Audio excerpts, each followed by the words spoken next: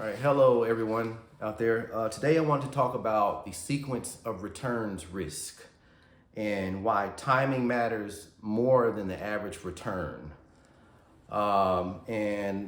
Basically, the idea is that two portfolios could have the same average returns across, let's say, a 30-year period. But one of those portfolios could become depleted before the other based on the timing in which certain things occur on the timeline for that particular retirement. So basically, the sequence of risk is the order in which investment returns occur, whether good or bad. That makes a difference in the later on outcome. When you're accumulating your retirement, the sequence doesn't matter so much. It's all about, what did you average across those years? And then you get a good round number of what you made across those years. And it doesn't matter in what order that happens because you're not taking any money out. You're just accumulating at that point. Where this matters is when you go into retirement. And, because at that point, now you're going to start to withdraw. So that order in which those returns occur, whether they're good or bad returns, affects the compounding of your nest egg, of your retirement funds, whether it's a TSP, 401k, stocks, bonds, the order in which it occurs and timing in which it occurs, that affects it.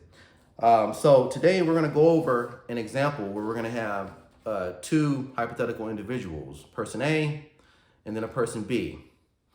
So with person A, we're going to have a sequence where they basically run into some issues early in their retirement as far as some losses early in the retirement. And then we're going to have person B who doesn't have those same losses early in the retirement. Okay. So we're going to start with a good round number again. Let's say it's $1 million. They both start off with $1 million.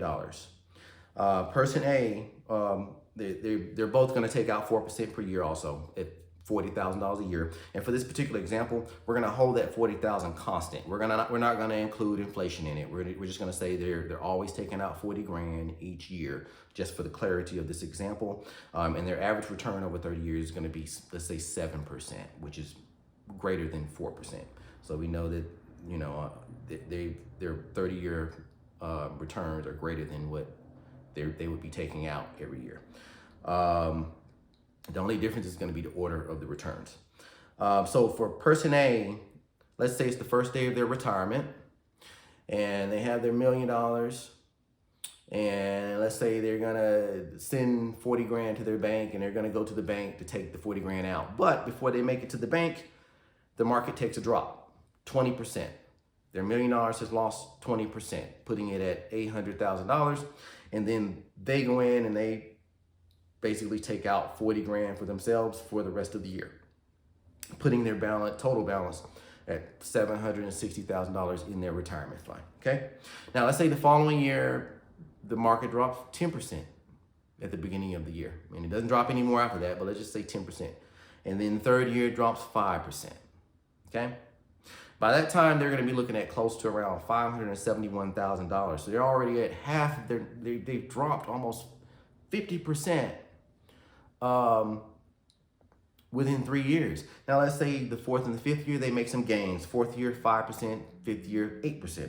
By the time they get to that end of that fifth year, they're going to be looking at $562,221. So their portfolio in the very beginning, in the first 3 years, has a loss of 44% of its starting value, basically.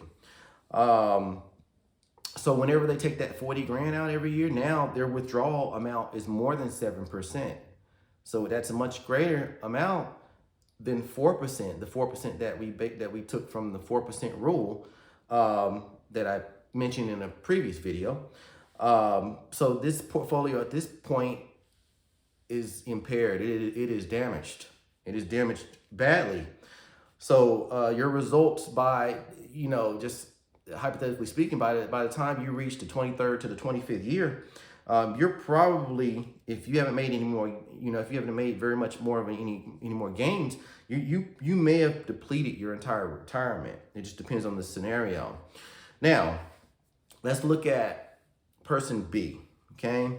With person B, they go into their retirement. It's the first day of their retirement. They have $1 million in their retirement fund, and they send 40 grand to their bank account, and they want to go to their bank and physically take that that $40,000 out of their bank. Let's say on the first day before they get to the bank, the fund goes up 20%. Okay, it goes up 20%, and then they send 40 grand from their bank account, and they withdraw their $40,000. They're going to be looking at a little bit over $1.1 million, even after they've withdrawn the 40 grand, okay? So they're already up. Next year, they make 10%. Third year, they make 8%. Fourth year, 5%. Fifth year, 4%. And throughout that time, they're still taking the $40,000, the flat $40,000 out each year. By the time they get to that fifth year, the end of that fifth year, they're looking at $1.3 million. So their portfolio is now up 33%. It's up a third within 5 years, even though they've still been able to live and sustain and take their $40,000 that they expected to take out. So any losses that occur later on in the game are potentially survivable, as long as they're not super dramatic. If it's just a typical loss, then they should be okay.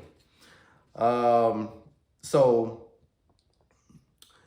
let's say that the person that did end up on top after the fifth year, let's say that in the future, let's say at year 29, year 30, they lose the same 20% that person A lost. They say they lose a 20% amount, and then maybe they lose another 10% amount on the 30th year. They'll still obviously be much better off than had they lost that 20% and that 10% at the very beginning, because they were still allowed to compound over that 30 years or over 28 years. And then once they reached the 28th or 29th year, they started dropping quite a bit. But at that point, it's survivable because the amount has grown so much, it's compounded so much to where 20% doesn't matter as much, So this is the power of observing this sequence of returns risk and paying attention to what's happening on the timeline of your retirement.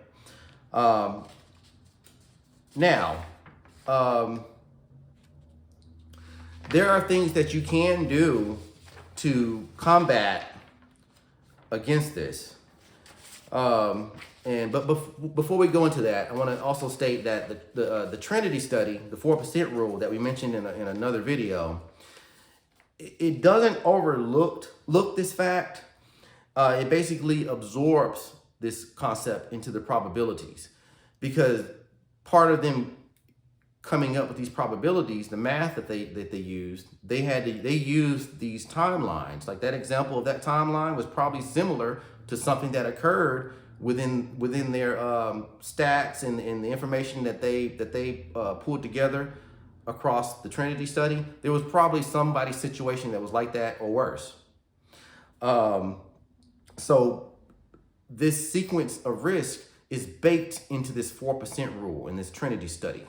It's just when we present that 4% rule, a lot of times we don't go in depth with that idea, because it kind of convolutes the simplicity of that 4% rule. But like I said, what the 4% rule does, it just basically wraps that sequence of risk up in a probability table, and it puts like a nice little bow on it, so that you don't have to go back and look at all of that. But it's always good to look at the specifics of what's happening, no matter what the formula or equation or whatever you're looking at. You want to know why it's working or why it may not work, so that if anything odd occurs while using that particular concept, you'll be able to combat against it, okay? So, as I was saying, your early retirement matters more than your later retirement when it comes to this idea. your first 5 to 10 years are very crucial to you being able to survive the following 20 years after that, making it 30 years or beyond, because people are living a lot longer now. So if you retire, let's say you retire early at the age of 50, you may have another 50 years ahead of you. The Trinity study basically gives you a table that basically thinks in terms of 30 years. Now, they were aware that your money will possibly survive past 30 years, but their study observed up to 30 years. But like I said, people live longer now. If you retire at 50, it wouldn't be surprising if you live to be 100. That gives you 50 years of the possibility of compounding and ending up, on top, or losing all of your money and depleting it well before 50 years comes to be. Diversification, that's one thing that you can use to kind of pad that retirement, using, stocks and bonds and maybe even crypto. And when I say crypto, I mean possibly Bitcoin or Ethereum, something that many Bitcoin enthusiasts would consider a legitimate cryptocurrency. I'm not telling anyone to go out there and buy cryptocurrency, but as we move into the future, these are becoming other options for investment vehicles. I would never tell you to place your entire retirement into crypto or anything of that nature at the moment, at least.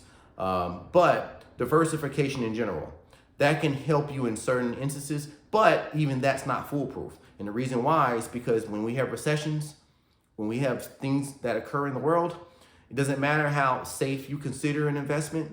Coca-Cola might be safe. Yes, it's been around for 100 years, but it doesn't mean the market can't get cut in half in a blink of an eye. So, we have to basically be careful and pay attention to our assets and pay attention to where the world is going as far as our finances so that we can make the right decisions. Now, with that in mind, there are some practical ways to reduce risk. You can never completely alleviate risk because there's always risk in anything you do. With this particular idea, one of the ways you can combat it is you could have a cash buffer. You could take, let's say you take 5 times whatever you typically would have taken out every year, and maybe you could put that into a bank account with a fairly high interest rate, a 4% interest rate. Let's say you take 200 grand out. Let's say you usually take out 40 grand a year, as I've used in our previous examples. Well, if you take out 200,000 and you just sit it in a bank account at 4%, let's say there's a downturn in the market, you could say, well, I'm not going to take out of that retirement plan anymore. Out of the 401k or TSP or wherever you're taking your money from. You can say, I'm going to take it out of this cash buffer. Okay. So what that allows for, it allows you to continue to grow and compound your actual retirement nest egg while you're just using these reserve funds. That's one way you can combat. Another way you could actively combat against this is flexible spending. So we always use the example of 4%. But let's say you take out that your first year of your retirement, you take 40 grand out, but let's say you only use 30 grand. Well, that following year, you don't have to take the entire 40 grand out. You could just take 30 grand out because you already have 10 grand left over from the previous year. You still get to use that 40 grand in the second year without having to take the entire 4% out or whatever the percentage will be at that second year. That's a way that you can combat. And another thing would be partial income floors, such as Social Security or annuities, and that would be something that a lot of my older viewers may be able to use. If you're old enough to receive Social Security, you could take that Social Security and you can use that money depending on how much it is and how much your the cost of your living is. You could take that and pay for like the basics of your life. And when I say the basics of your life, I mean housing, food, clothing, things that you need to pay your phone bill. And you take that, you pay all of that using the Social Security. And then that kind of supplements any money that you took that you may want to take out of your retirement fund. If you've already got all of those items paid off, then maybe you don't have to take out as much out of your retirement fund. You could leave more in there to where it could compound for future years. So those are 3 ways that you can combat against this. There are other ways that you can look up online. There's just quite a few very interesting and sometimes complex and sometimes simple ways that you can combat against potential issues that you may run into down the road. So as I leave you here, I just want to leave you with this. Retirement success is not about maximizing your returns. It's more about survivability. It's about surviving uncertainty. You want to make sure you're able to survive your retirement years to the very last year. If you can retire and at the very last year, you may end up with $1 in your hand right before you pass. You've survived it. Now, of course, we don't want to wait and get to the point where we only have $1 right at the end of our retirement. And some of us may want to put together trusts and different things for our kids and grandkids. So you also want to put that part of the variables into the equation to where you will have that in the end if you wish to have those types of things. But other than that, that's how this sequence of return risk idea works. I thank you all for listening to me here, and I ask that you please like and subscribe, and I look forward to seeing you again. Okay, thank you, and God bless.